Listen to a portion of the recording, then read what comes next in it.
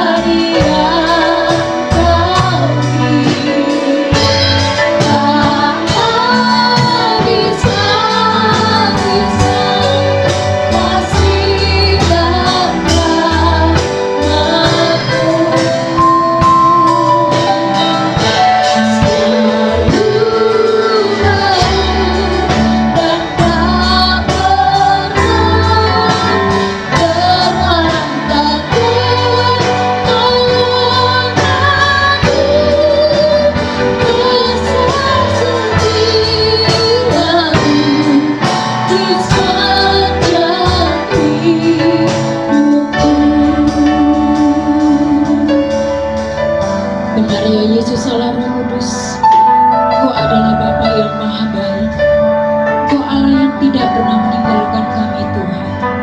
Dalam segala situasi Bapa, Engkau terus ada bersama-sama kami, meneguhkan kami, menguatkan kami Bapa. Di saat kami sedih Engkau memberikan penghiburan, di saat kami lemah Engkau memberikan kekuatan atas hidup kami. Engkau adalah Bapa yang begitu sempurna dalam hidup kami Tuhan. Engkau adalah Allah yang terus memperhatikan kami setiap saat. Oleh sebab itu Tuhan, pagi hari ini kami menaikkan segala syukur kami ke hadapan-Mu sebagai ungkapan terima kasih kami karena pemeliharaan-Mu yang begitu sempurna bagi kami Yesus. Terima kasih Bapa. Tak henti-hentinya kami terus bersyukur dan bersyukur karena Engkau baik, baik dan baik dalam hidup kami. Oleh sebab itu Tuhan, ajar segenap hati kami untuk menaikkan syukur kami di hadapan-Mu, bahwasanya Engkau Allah yang layak dipuji, layak disembah dalam segala waktu. Terima kasih Tuhan. Inilah ucapan syukur kami yang kami naikkan dalam hadirat. Haleluya, haleluya. Mari kita naikkan pujian ini kembali. Bapa, Engkau sungguh baik. Haleluya. Bapa,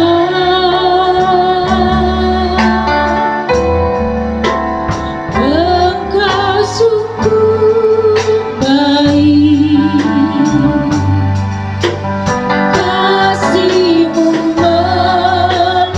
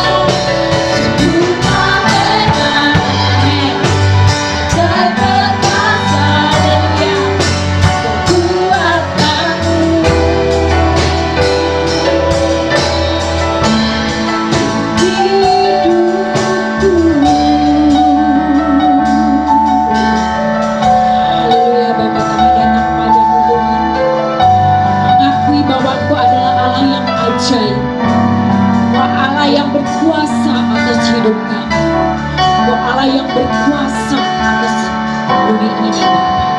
Haleluya, kami menaikkan syukur kami sebagai pujian pengagungan kehadiran-Mu. Haleluya. Kita angkat pujian ini kembali, Bapa-Ku datang. Bapa-Ku datang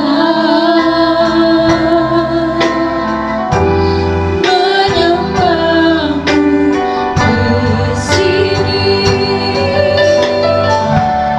Ku percayakan ada bagimu.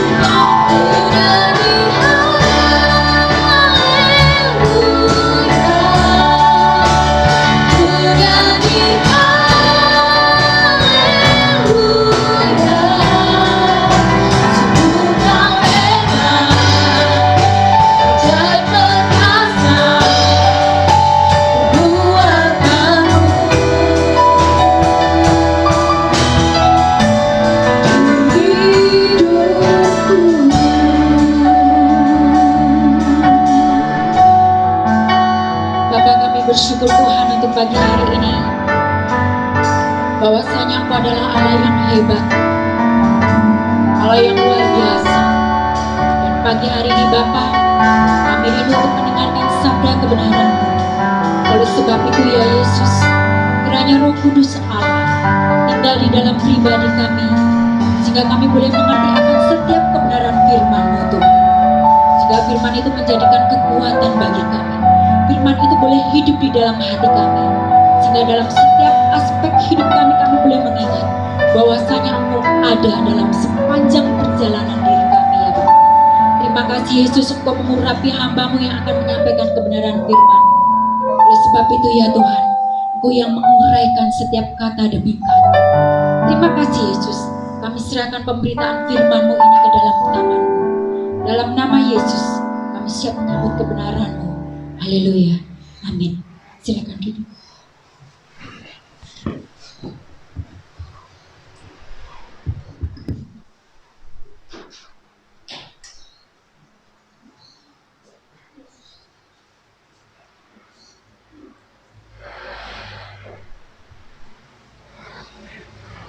Haleluya.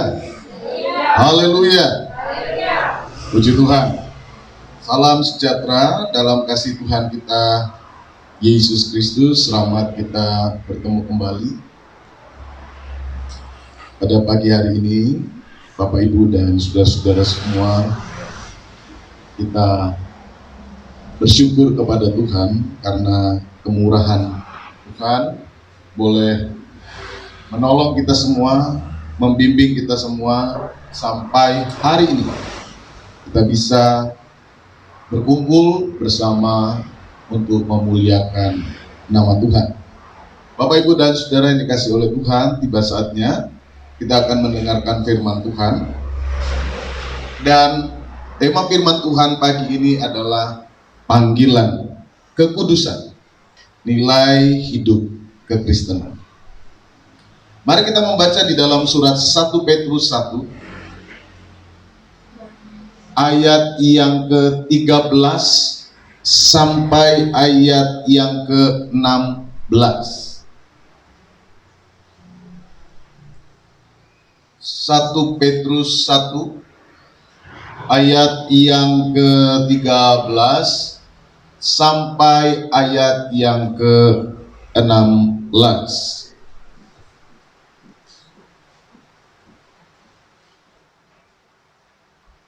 Jika Bapak Ibu sudah mendapatkan ayat-ayat itu, saya akan bacakan bagi kita semua. Surat 1 Petrus pasal yang pertama ayat 13 sampai 16. Demikian. Sebab itu siapkanlah akal budimu, waspadalah dan letakkanlah pengharapanmu seluruhnya atas kasih karunia yang dianugerahkan kepadamu pada waktu penyataan Yesus Kristus. Hiduplah sebagai anak-anak yang taat, dan jangan turuti hawa nafsu yang menguasai kamu pada waktu kebodohanmu. Tetapi hendaklah kamu menjadi kudus di dalam seluruh hidupmu, sama seperti Dia yang kudus, yang telah memanggil kamu. Sebab ada tertulis, kuduslah kamu, sebab aku kudus. Puji Tuhan. Bapak, Ibu, dan Saudara yang dikasihi oleh Tuhan Yesus Kristus, pagi ini kita akan belajar tentang satu prinsip atau sebuah nilai penting dalam memahami tentang panggilan Allah atas seluruh kehidupan umat Tuhan, atas seluruh kehidupan orang percaya, atas seluruh kehidupan Bapak, Ibu, dan Saudara sekalian.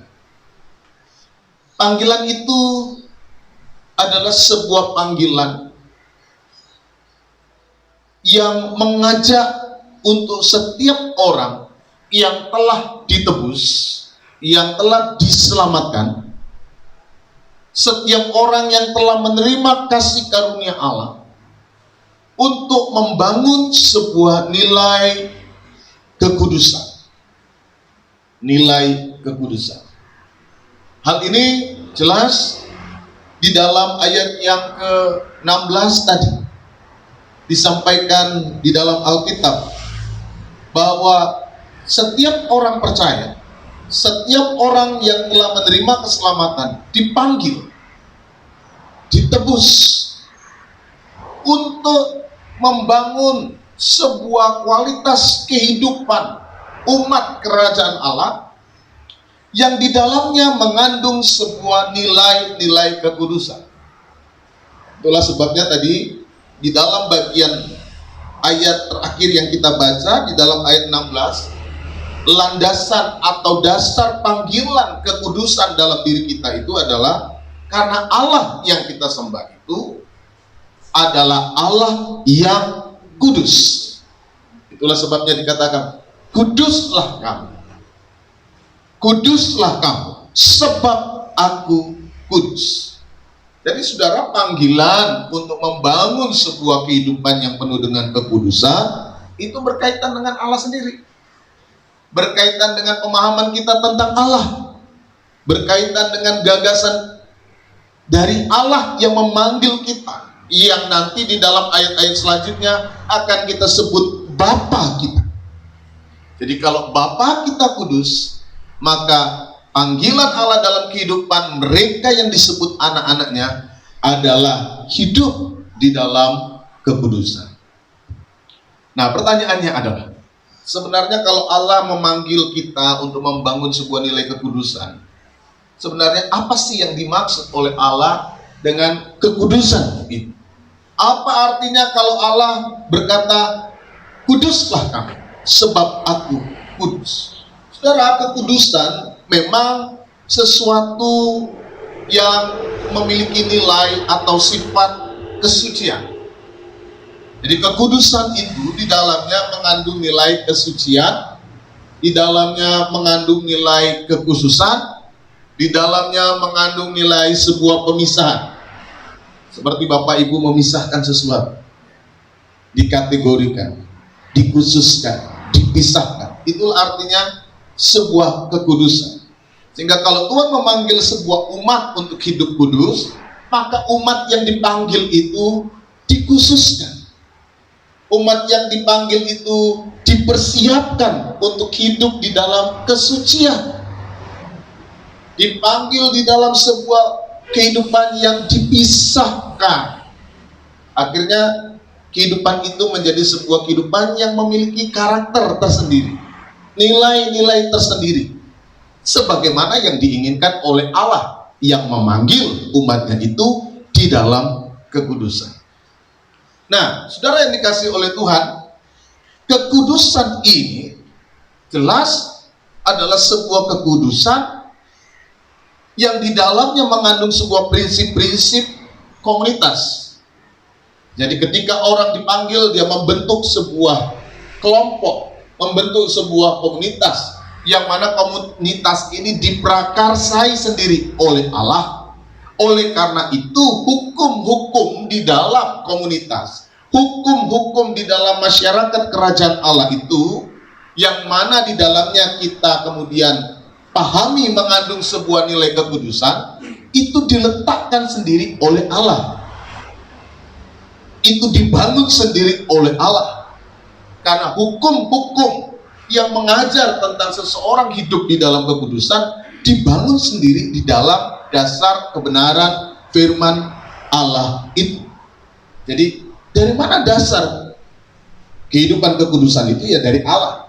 Kuduslah kamu sebab aku kudus. Allah yang meletakkan dasar kekudusan itu.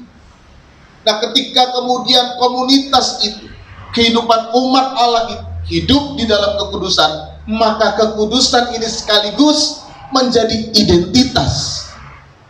Kekudusan ini sekaligus menjadi sebuah karakter dari kehidupan orang-orang yang ditebus oleh Allah. Nah, inilah yang dimaksud dengan kekudusan, dan mengapa kemudian kehidupan umat Tuhan itu dipanggil untuk hidup dalam kekudusan. Karena Allah kita adalah Allah yang kudus. Allah kita lah yang meletakkan dasar kekudusan itu, sehingga kemudian umatnya memiliki sebuah nilai, sebuah identitas, sebuah karakter yang dibangun sendiri oleh Allah. Saudara yang dikasihi oleh Tuhan Yesus Kristus, kemudian bagaimana sekelompok umat itu, komunitas itu dapat mempertahankan karakter kekudusan? Alkitab mengatakan di dalam bagian yang kita baca tadi, bahwa karakter kekudusan itu, karakter kesucian itu dapat terbangun ketika umat Allah, ketika anak-anak Tuhan membangun sebuah prinsip ketaatan.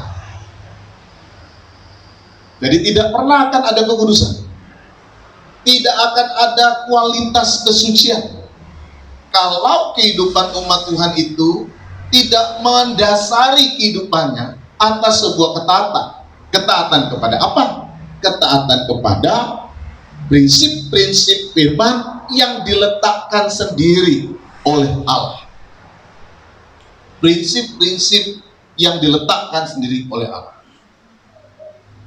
Saudara, ketika kita bicara tentang kekudusan, dan ketika firman Allah bicara tentang ketaatan, maka kita bertanya, apa sih sebenarnya yang terjadi? Mengapa Allah di dalam konteks kehidupan kita, umat Allah, memanggil kita untuk menjadi umat yang kudus? Nah, ini memang tidak bisa dipisahkan dari sebuah kondisi kehidupan kita di dunia ini. Allah memanggil kita ini di dunia ini. Allah ingin membangun sebuah umat yang kudus itu di dunia ini. Dan ketika kita juga mengidentifikasi bahwa sebuah panggilan kekudusan yang seharusnya menunjukkan adanya karakter, adanya kualitas, adanya nilai dari kehidupan anak-anak Tuhan, tentu ada sebab, tentu ada dasarnya. Apakah itu? Dasarnya tidak lain adalah karena situasi kehidupan dunia di mana kita tinggal, di mana kita hidup. Ketika Allah memanggil kita, kuduslah kamu karena aku kudus. Karena memang faktanya kita sedang berhadapan, kita sedang berada di dalam sebuah keadaan yang memang tidak membuat kehidupan anak-anak Tuhan dengan mudah membangun sebuah kualitas kekudusan. Panggilan kekudusan, panggilan untuk membangun kesucian, itu karena kita ada di dalam dunia yang tidak steril.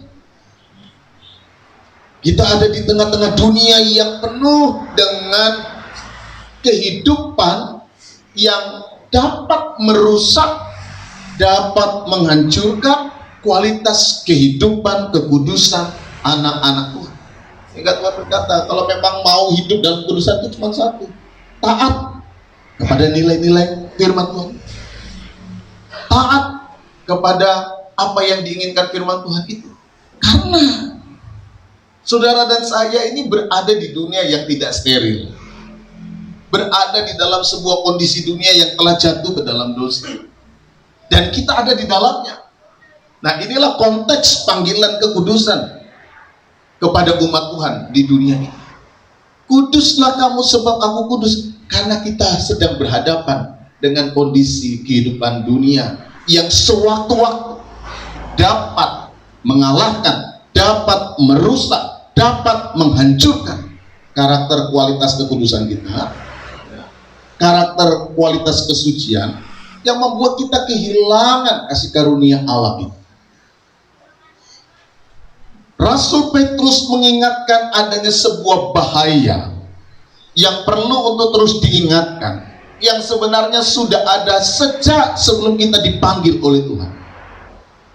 Kalau di dalam bahasa surat 1 Petrus dikatakan, pada masa kebodohanmu, pada di masa di mana engkau belum mengerti, belum mengenal, belum tahu apa yang namanya kebenaran, yaitu hawa nafsu. Apakah musuh terbesar dari sebuah kekudusan? Hawa nafsu. Ini yang kemudian dikatakan tadi di dalam surat 1 Petrus itu, ya, bahwa kita dipanggil sebagai anak-anak yang taat dan jangan menuruti hawa nafsu yang menguasai kamu pada waktu kebodohan. Petrus mengingatkan, kita harus hati-hati dengan apa yang disebut dengan hawa nafsu yang dulu sebelum kita bertobat, sebelum kita percaya, menguasai kita. Bapak, Ibu, dan Saudara yang dikasihi oleh Tuhan Yesus Kristus, kata epitomia yang diterjemahkan sebagai hawa nafsu sebenarnya adalah sesuatu yang netral. Karena epitomia itu juga dapat dipahami sebagai sesuatu daya yang menggerakkan seseorang. Seseorang ingin makan, seseorang ingin mendapatkan sesuatu, seseorang ingin membangun sebuah kualitas kehidupan dalam rumah tangga, berkeluarga, semua itu berkaitan dengan epitomia. Epitomia itu sebenarnya sesuatu yang netral. Tetapi di dalam ayat ini jelas ide dan gagasan epitomia atau hawa nafsu tadi itu dipahami secara negatif. Epitomia yang dipahami di dalam ayat yang kita bahas ini adalah sebuah hawa nafsu yang dulu membuat kita terjerat di dalam dosa. Epitomia atau hawa nafsu yang dimaksud di dalam ayat ini adalah sebuah kekuatan yang membawa kehidupan umat Tuhan dulu kehilangan sebuah prinsip kehidupan yang membuat dia tidak dapat membangun sebuah kualitas kehidupan yang baik, atau tidak dapat membangun sebuah kualitas kehidupan di dalam kekudusan. Nah, ini yang dimaksud dengan epitomia ini, yaitu keinginan-keinginan jahat, prinsip-prinsip nilai-nilai kejahatan yang kalau kita bandingkan dengan hukum-hukum Allah itu bertolak belakang. Nah, ini yang dimaksud dengan hawa nafsu. Petrus mengingatkan bahwa bahaya hawa nafsu yang dulu menguasai itu masih ada sampai sekarang. Itu masih bekerja sampai sekarang. Dan kita itu ada di tengah-tengah kondisi itu. Nah, saudara, kalau kita perhatikan bahwa surat Rasul Petrus ini, ketika dia mengingatkan tentang bahaya hawa nafsu itu berkaitan dengan konteks kehidupan umat Tuhan yang ada di perantauan. Coba kita baca sejenak di dalam 1 Petrus 2 ayat 11. Saudara-saudaraku yang kekasih, aku menasihati kamu supaya sebagai pendatang dan perantau, kamu menjauhkan diri dari keinginan-keinginan daging yang berjuang melawan jiwa. Ayat ini menunjukkan adanya sebuah konteks pergumulan kehidupan umat Tuhan pada waktu itu sebagai perantau, sebagai pendatang yang juga berhadapan dengan tantangan dunia yang menggoda umat Tuhan untuk jatuh di dalam kehidupan hawa nafsu. Dan kalau ini adalah sebuah konteks yang dihadapi oleh surat Rasul Petrus pada waktu itu, saya yakin juga hari-hari ini kita juga, dan selama kita hidup di dunia ini, kita juga akan masih berhadapan dengan pergumulan yang sama. Selama dunia ini masih ada, ya kita juga berhadapan dengan hal-hal yang sama ini. Prinsip-prinsip, nilai-nilai yang bersumber pada keinginan daging, itu juga adalah sesuatu yang perlu untuk kita perhatikan dengan sungguh-sungguh. Ayat ini dengan jelas menunjukkan bahwa apa yang dulu menguasai mereka, sekarang sedang juga menghadang mereka. Yang namanya dosa sekarang, yang namanya keinginan itu, selama hidup di dunia, itu selalu menjadi tantangan kehidupan kita. Sekalipun jika kita sudah menjadi orang percaya, ya, hal yang sama masih terjadi. Itulah sebabnya kita kadang-kadang masih terseret dengan kehidupan dosa. Kita masih terseret dengan banyak hal-hal yang melanggar kebenaran firman Tuhan, sekalipun kita sudah dipanggil oleh Tuhan hidup di dalam kebenaran. Kita masih digoda, kita masih dihadapkan dengan perjuangan-perjuangan itu. Kita masih berhadapan dengan tantangan-tantangan itu. Sebagaimana yang surat 1 Petrus ini katakan, umat Tuhan masih berhadapan dengan tantangan itu. Keinginan-keinginan daging yang berjuang melawan jiwa. Kata keinginan daging di dalam surat 1 Petrus pasal 2 ayat 11 itu sama, epidemi. Keinginan-keinginan jahat, hawa nafsu jahat yang membawa kita keluar dari prinsip-prinsip nilai firman Tuhan. Selama kita hidup di dunia ini, kita masih berada dalam tantangan. Apalagi semakin kesini, tantangannya semakin jahat. Ketika dunia ini semakin sulit, tantangannya ya semakin banyak. Bagaimana kemudian kita bisa menilai? Ya saudara lihat aja grafik, kalau mau kita buat grafik model kejahatan, tingkat kejahatan dari siapa yang melakukan itu. Nah iya, bukan hanya orang yang tidak mengenal Tuhan, anak-anak Tuhan pun banyak jatuh di dalam persoalan-persoalan ini. Ini menunjukkan bahwa persoalan ini adalah real. Persoalan hawa nafsu ini adalah nyata, tidak hanya di luar, tapi sampai masuk di dalam kehidupan kekristenan. Ini bukan persoalan orang luar, ini juga persoalan kehidupan anak Tuhan. Ini bukan juga persoalan jemaat, tapi ini juga persoalan hamba Tuhan. Persoalan yang bisa terjadi pada diri siapa saja. Panggilan kekudusan adalah sebuah panggilan bagi kita semua. Karena kita berhadapan dengan sebuah kondisi yang jelas-jelas nyata dan siap untuk menghancurkan setiap kehidupan kita. Nah, terus ingatkan, hawa nafsu yang dulu menguasai kamu sekarang ada di depan. Ketika kamu menjadi umat yang sedang ada di dalam sebuah kondisi di mana kamu sebagai perantau, sebagai pendatang di tengah-tengah dunia pada waktu itu, kamu sedang berhadapan dengan tantangan ini. Budaya-budaya yang membuat kamu lari dari prinsip jelasnya. Sekarang kita juga lihat bahwa prinsip-prinsip dunia, cara-cara hidup dunia yang membawa hidup kita jauh dari kebenaran firman Tuhan itu jelas menjadi sebuah persoalan real dalam kehidupan kita. Baik di dalam persoalan kehidupan ekonomi, baik dalam persoalan kehidupan moral, baik dalam persoalan kehidupan spiritualitas, atau dalam persoalan hidup apa aja. Gaya hidup dunia semakin jahat, itu semakin menantang kita dan menarik kita begitu kuat agar kehidupan kita bisa sungguh-sungguh lari jauh dari prinsip-prinsip nilai firman Tuhan. Kalau kita tidak dengan sungguh-sungguh menyadari tantangan ini, kita akan terseret. Kalau kita tidak sungguh-sungguh menyadari tantangan ini, kita akan kehilangan karya Allah di dalam diri kita. Kita akan kehilangan anugerah yang Tuhan sudah berikan kepada kita. Sehingga kemudian kita tidak lagi menjadi anak-anak Tuhan yang hidup di dalam kekudusan. Panggilan kekudusan adalah sebuah panggilan yang real, yang nyata, yang ditantang oleh Tuhan kepada kita untuk kita lakukan. Tidak hanya di dalam gereja, tapi juga di luar gereja.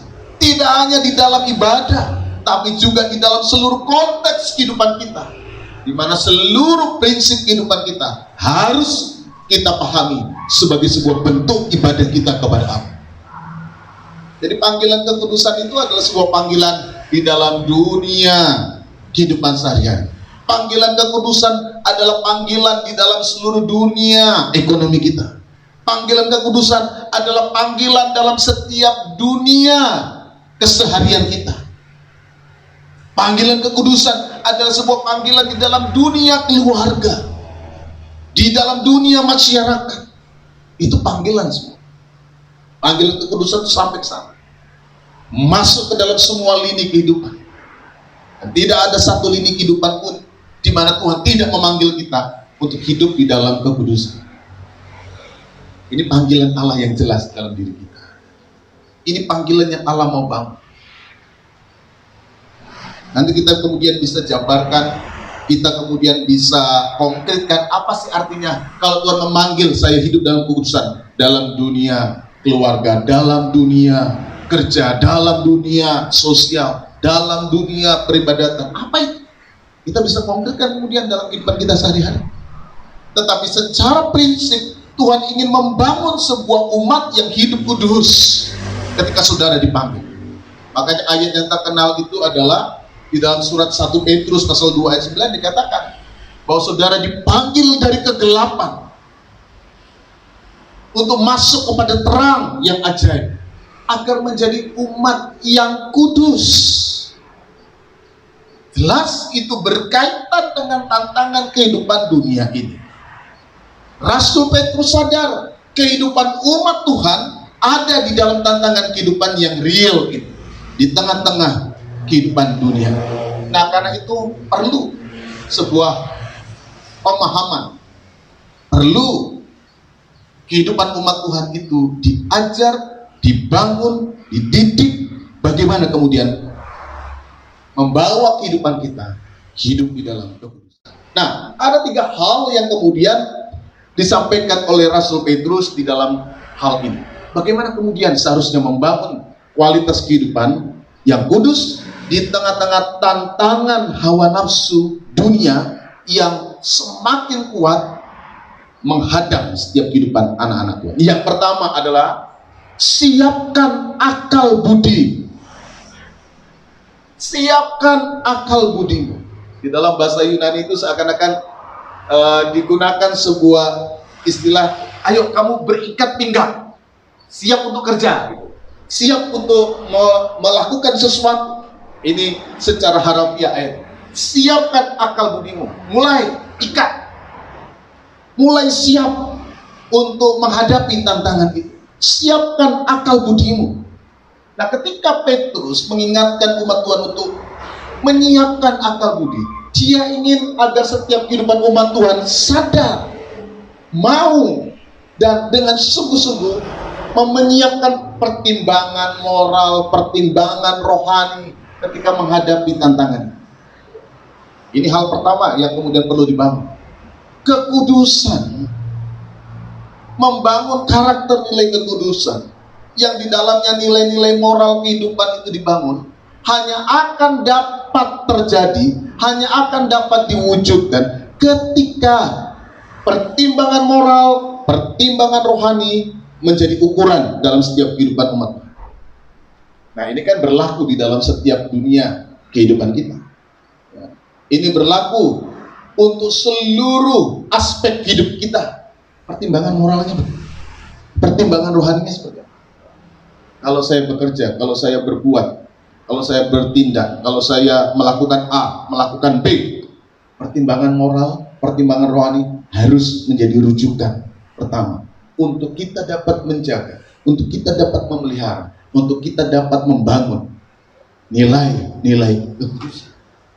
Kehidupan umat Tuhan yang sudah mulai meninggalkan pertimbangan moral, pertimbangan rohani sebagaimana yang diletakkan oleh Allah, dia akan kehilangan prinsip kekudusannya. Dia akan kehilangan karakter kekudusannya karena dia tidak mau menyiapkan akal budinya, pertimbangan moralnya, pertimbangan rohaninya. Nah, pertimbangan moral, pertimbangan rohani tentu berkaitan dengan bagaimana engkau mengisi kehidupanmu dengan hal-hal yang berkaitan dengan kebenaran atau prinsip firman Tuhan. Jadi kalau Bapak Ibu Saudara kita sendiri malas untuk kemudian mengisi hal-hal yang rohani dalam diri kita, maka sulitlah bagi kita untuk mendapatkan pertimbangan-pertimbangan moral, pertimbangan-pertimbangan rohani sebagaimana yang diajarkan oleh Tuhan.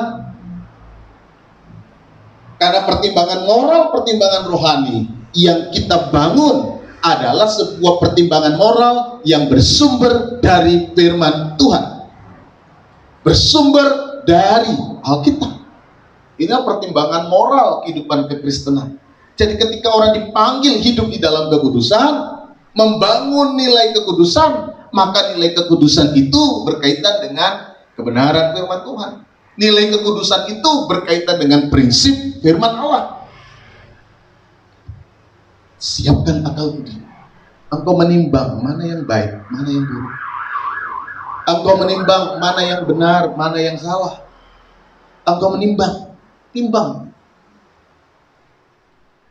Ketika ada hasrat, ketika ada keinginan, ketika ada sebuah upaya, ketika ada sebuah hal yang saudara ingin kerjakan, timbang baik-baik dengan dasar kebenaran firman Allah.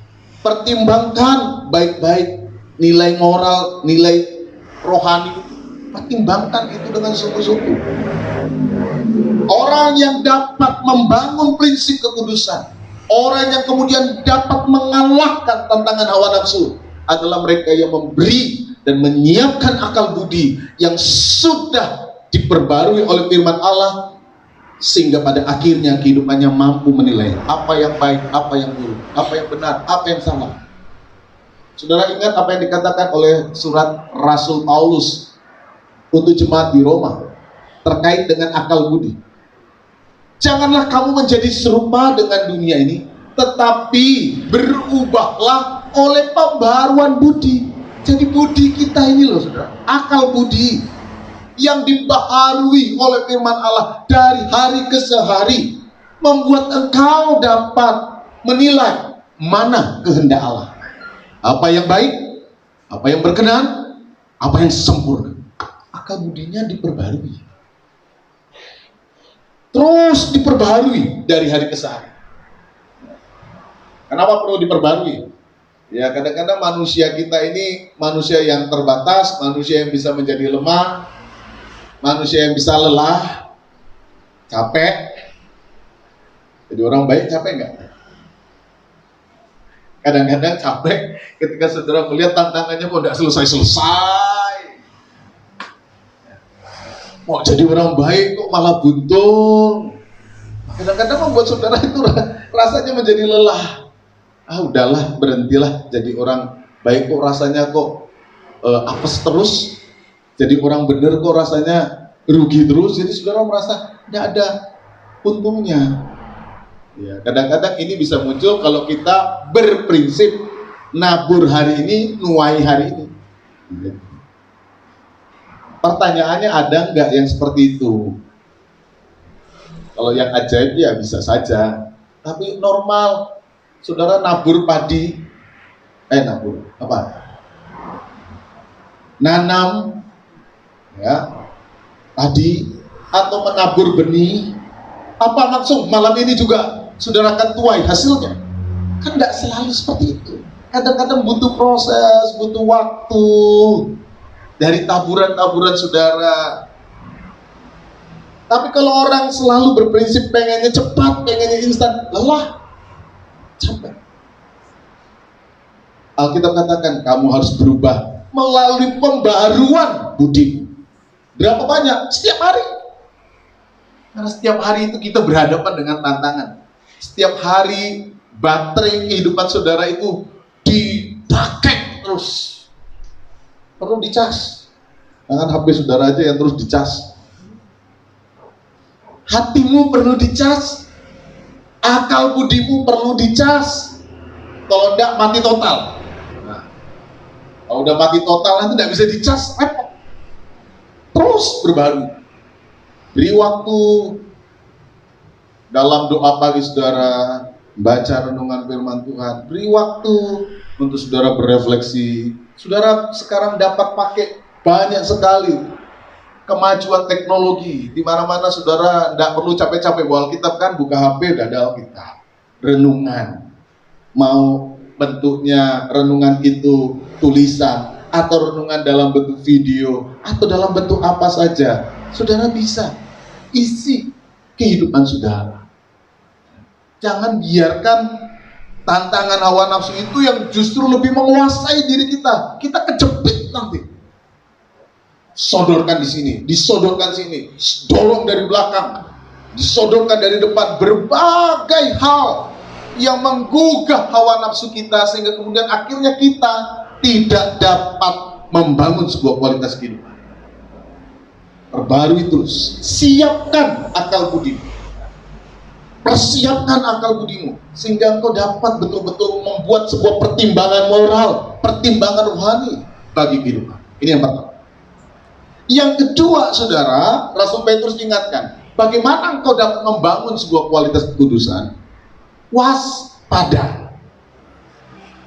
Selalu memiliki kepekaan, selalu memiliki sebuah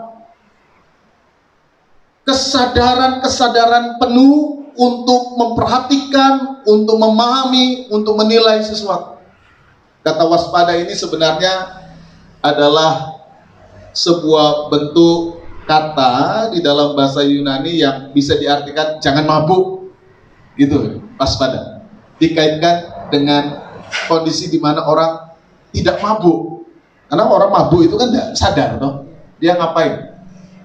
Orang mabuk itu tidak ngerti, dia tidur di tempat tidur atau dia tidur di got, pokoknya dia bilang, oh saya tidur.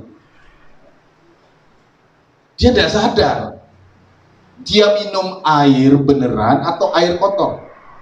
Suatu saat dalam pelayanan saya di Manado, saudara, saya sempat mengajar, lalu suatu saat saya lihat ada orang minum air di jalan, lalu saya tanya sama teman saya, kenapa itu? Kok dia minum kayak kubangan air hujan gitu? Kenapa itu? Kok dia minum? Mabuk itu om. Orang mabuk tidak sadar apa yang dia lakukan, dia minum. Ada air di jalan, mungkin jalan itu berlubang lalu hujan jadi air. Lalu saya lihat dia minum.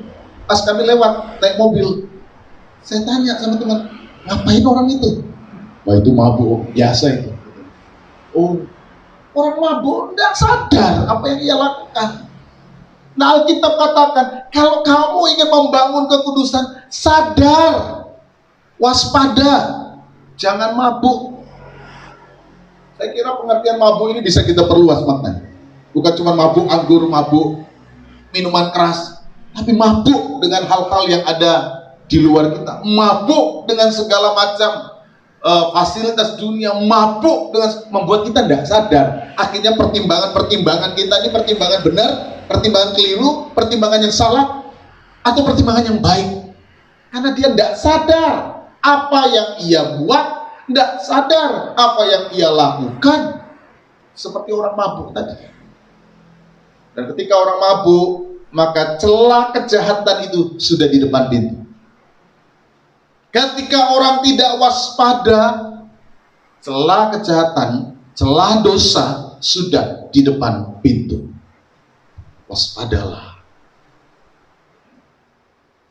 Bangun kesadaran, buka matamu dengan sungguh-sungguh, melihat dengan pertimbangan moral, pertimbangan rohani yang lahir dari kebenaran firman yang ada di dalam hatimu, yang lahir dari kebenaran firman Allah yang telah dicerahkan oleh Allah lewat Roh Kudus di dalam hidupmu.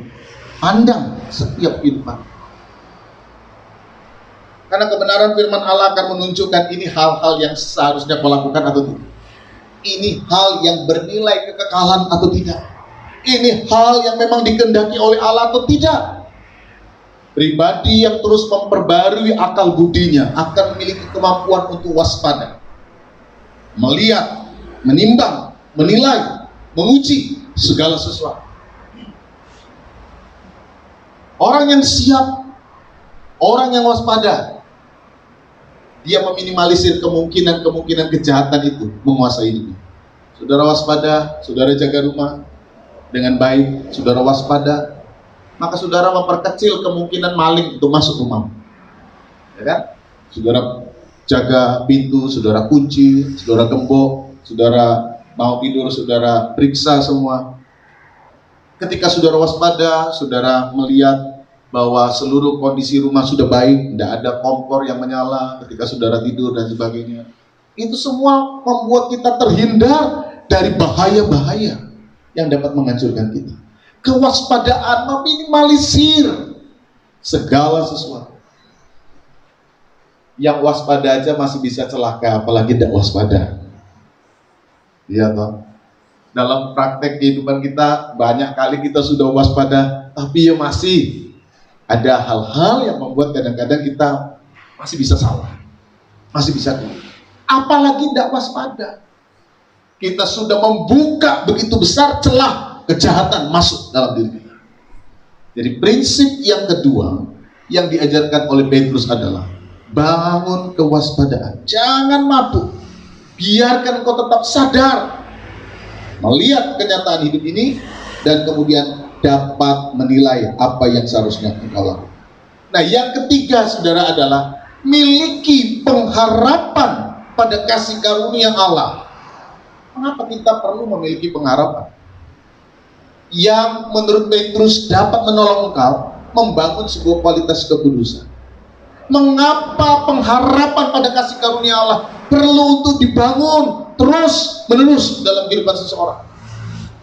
Ini berkaitan dengan tadi itu, saudara, kecenderungan orang yang dapat menjadi lemah dalam menghadapi kenyataan-kenyataan. Kok tidak selesai-selesai tantangannya? Kok tidak selesai-selesai masalahnya? Kok tidak selesai-selesai persoalannya? Sudah menggunakan akal budi, sudah waspada, kok seakan-akan ini tantangannya masih banyak. Mau berapa lama saya harus menghadapi ini?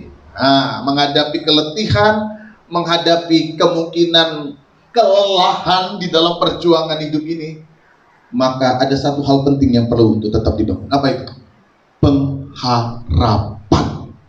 Bahwa yang sekarang saudara pertahankan, bahwa prinsip kekudusan yang saudara sedang bangun, bahwa upaya engkau untuk mengikuti firman Tuhan bukanlah sesuatu yang sia-sia. Ini yang nikmat. Itu memiliki dampak yang jelas. Itu memiliki tujuan yang jelas.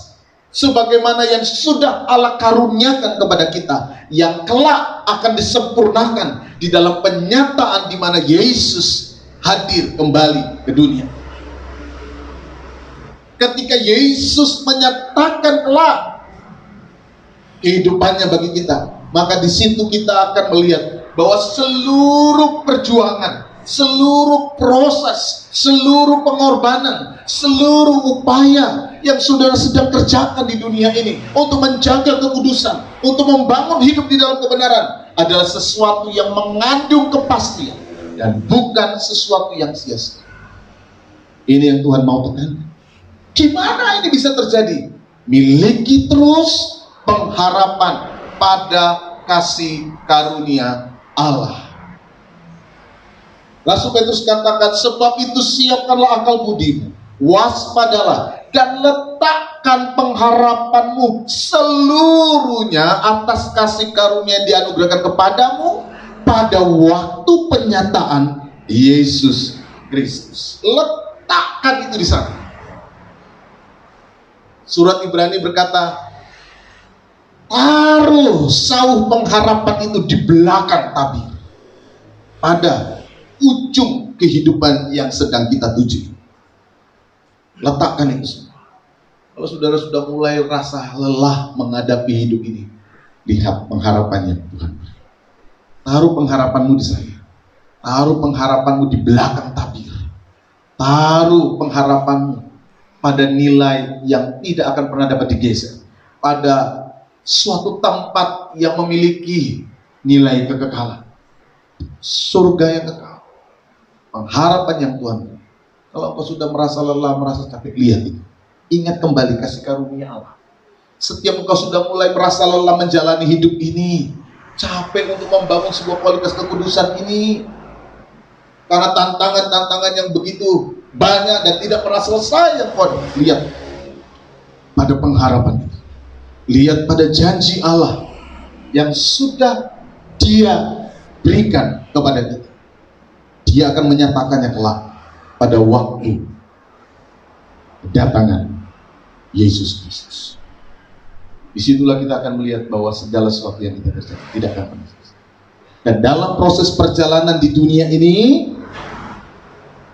di mana kita sedang menuju kepada panggilan itu, di mana nanti kelak Allah menyatakan, terus lihat pengharapan, terus lihat pengharapan itu, terus bangun pengharapan itu di sana. Saudara akan mendapat power yang baru, saudara akan mendapat kekuatan yang baru, saudara akan selalu diberi kemampuan yang baru, diberi semangat yang baru, diberi kekuatan yang baru. Makanya jangan pernah melepaskan persekutuanmu dari Tuhan. Di dalamnya mengandung pengharapan, di dalamnya mengandung pembelajaran-pembelajaran tentang prinsip kebenaran. Di dalamnya kita selalu diingatkan, diperbaharui. Dan karena itu kita dibuat sadar, dibuat mampu untuk tetap waspada menghadapi kehidupan di dunia ini. Bapak, Ibu, dan saudara yang dikasihi oleh Tuhan Yesus Kristus, dunia kita, dunia yang mungkin tidak akan semakin baik. Kejahatan di mana-mana semakin bertambah. Tetapi justru karena itulah Tuhan sedang memanggil, membangun sebuah komunitas kudus, agar dunia dapat melihat bagaimana sih kualitas kekudusan itu. Apa dampaknya? Apa hasilnya? Apa kontribusinya bagi kehidupan dunia ini? Yang jelas bahwa panggilan Allah kepada kita agar kita mampu memberitakan perbuatan-perbuatan Allah yang besar, agar mereka juga, agar dunia ini juga melihat keselamatan dari Allah, agar mereka juga dapat melihat karya penebusan Allah bagi dunia ini. Allah ini setiap orang diselamatkan. Allah ini agar setiap orang juga melihat anugerahnya, mulai dari dunia dan kelak akan disempurnakan pada waktu kedatangan Tuhan. Mari kita terus bangun kualitas kehidupan kita. Selama kita hidup di dunia ini, selama kita ada di dunia ini, dan dalam rangka kita menuju kepada akhir kehidupan kita, Tuhan memanggil Bapak, Ibu, dan Saudara untuk terus membangun kualitas kekudusan. Dimanapun engkau berada, dalam hidup keluargamu, dalam hidup sosialmu, dalam dunia ekonomi, panggilan kekudusan adalah panggilan Allah bagi seluruh kehidupan umat Tuhan di dalam seluruh aspek hidup kita. Tuhan kiranya memberkati kehidupan kita sekalian. Amin. Puji Tuhan. Puji nama Tuhan.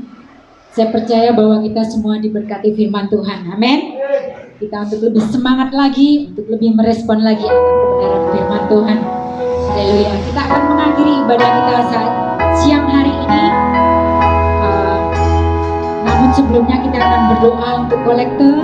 Di depan ada kotak persembahan. Nanti setelah selesai ibadah, kita akan memberikan persembahan secara bergiliran dari yang paling belakang sendiri, supaya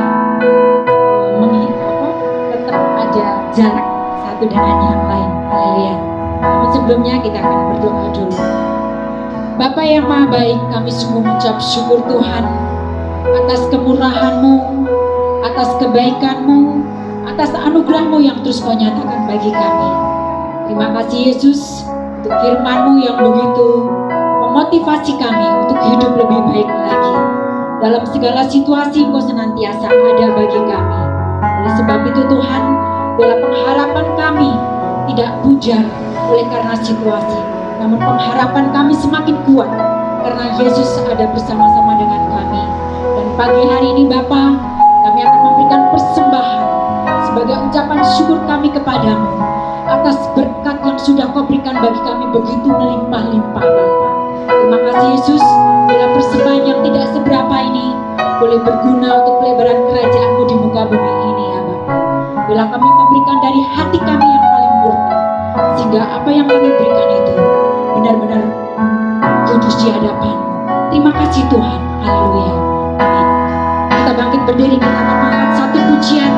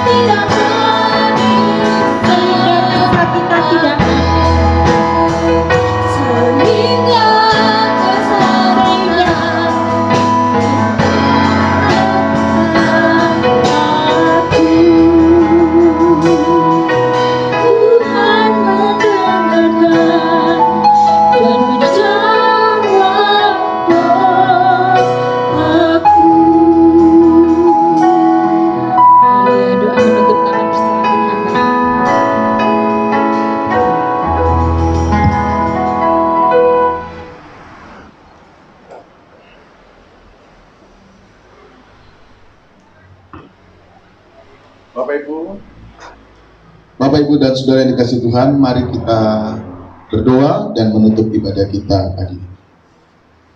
Kami bersyukur karena anugerah Tuhan. Kami berterima kasih buat kebaikan Tuhan. Karena oleh kasih kemurahan Tuhan, kami boleh diselamatkan, kami boleh ditebus, kami boleh menjadi umat yang kudus, yang Tuhan percayakan untuk memberitakan kebaikan-kebaikan, perbuatan-perbuatan Allah yang besar di tengah kehidupan kami. Tuhan tolong kami, Tuhan mampukan kami, untuk kami dengan sungguh-sungguh dapat mewujudkan panggilan kekudusan itu. dalam seluruh dunia kehidupan di mana Tuhan percayakan untuk kami beraktivitas, untuk kami bergerak, untuk kami berbuat, untuk kami bertindak.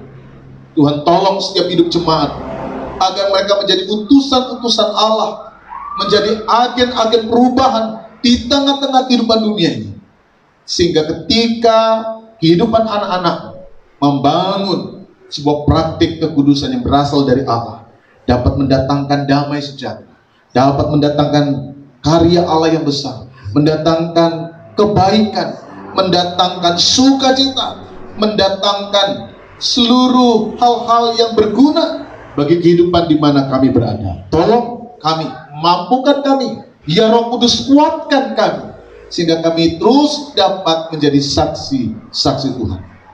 Hamba berdoa bagi setiap anak-anak, sehingga dimanapun mereka berada, mereka terus dimampukan.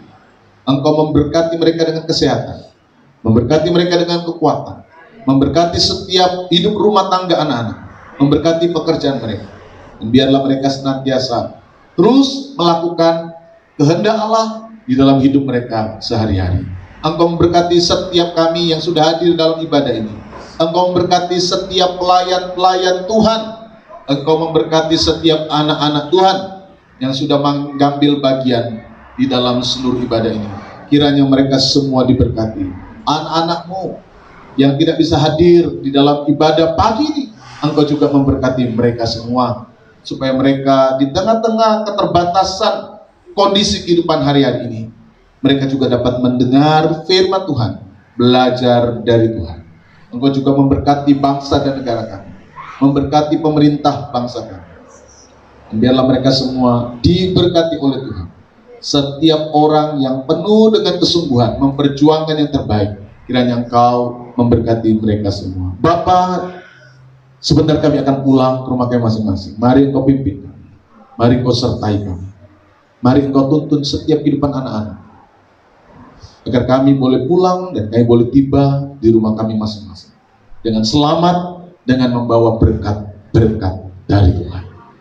Kami akan akhiri ibadah kami, dan kami mohon tangan berkat-Mu Tuhan kiranya turun atas kami sekalian. Bapak, Ibu, dan saudaraku yang terkasih, pulanglah, bawalah berkat Tuhan. Kiranya anugerah damai sejahtera dari Tuhan Yesus Kristus, kasih Allah Bapa dalam persekutuan Roh Kudus, kiranya turun atas kita sekalian hari ini sampai selama-lamanya. Tuhan memberkati engkau, Tuhan memberkati keluargamu, Tuhan memberkati apa yang kau makan, minum, dan pakai. Tuhan memberkati seluruh usaha dan pekerjaanmu. Tuhan akan mengangkat engkau dan memberikan kepadamu hari depan yang penuh harapan dan sukacita. Dan Ia kerjakan hari ini sampai selama-lamanya. Turunlah berkat-Mu atas kami sekalian, dalam nama Tuhan Yesus Kristus. Haleluya. Amin. Selamat siang, Tuhan memberkati kita sekalian.